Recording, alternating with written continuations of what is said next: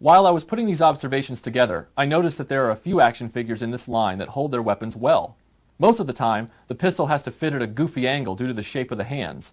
Bespin Luke, Hoth Han, and Biker Scout are some of the worst. But there's a group of dudes here that throw down with style. So here's Retro Blasting's top 5 Star Wars vintage action figure gunslingers.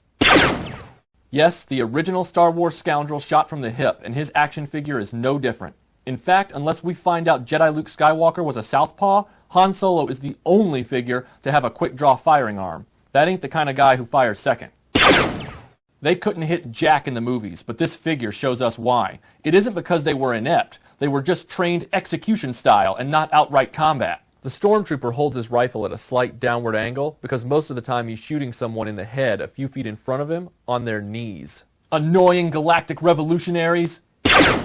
Star Wars weapons were easy to lose, so XWing Loot gets major points for the death grip he was given on his weapon. You could place his weapon in his hand and forget about it. It wasn't going anywhere. I really wish more of the figures had been given this style hand because I wouldn't have lost as many pistols. The added bonus is the way he holds it perfectly straight and level. That's Chow Yun-Fat confidence. If you take the excellent design of X-Wing Luke's hand and combine it with that Solo attitude, that's a winning combination. Endor Han had a great pose and a solid-as-a-rock pistol grip. He also gets extra props for being the solitary Return of the Jedi figure to have a decent blaster hand. Bespin Han would have tied with Endor Han if he'd come with a smuggler blaster like he was supposed to. I always display mine with one. Seriously, try it sometime. It fits so well with Bespin Han, you can tell it was intended. Such a shame. Let me guess, you were expecting me to say Boba Fett?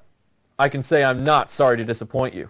Yes, Walrus Man is an ugly action figure, probably one of the worst in the Star Wars line for design, but his ugliness masks an awesome secret. Walrus Man knows how to hold a gat. The infamous Cantina Buttmouth isn't messing around when he decides to burn you down. That gun comes up in a strong grip, and he holds it on you at a dirty angle.